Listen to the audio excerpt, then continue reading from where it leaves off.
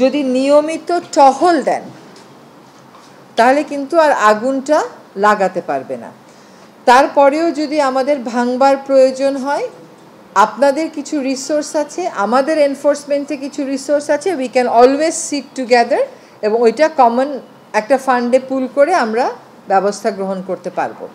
এটাকে আমাদের এবার প্রায়োরিটি ধরতে হবে এবং ইটভাটায় যেন আমরা মানে ওরা কার্যক্রম শুরু না করতে পারে, যেহেতু বলে দেওয়া হয়েছে আমরা আশা করতেই পারি যে তারা করবে না, করলে আমরা ব্যবস্থা নিব। মালিক ধরতে হবে এবার। মালিককে পাওয়া যাবে না এটা কোনো কথা না, মালিক আপনার স্পটে থাকবে না, কিন্তু মালিককে তার নাম ঠিকানা দিয়ে আপনি নিশ্চয়ই নিয়মিত মামলা রুজু করতে পারেন। এটা আমাদেরকে করতে হবে, আশা করি সে পথে আমাদেরকে যেতে হবে না। উন্মুক্ত স্থানে ময়লা পোড়ানোর ব্যাপারটাতে মানুষকে সচেতন করতে হবে।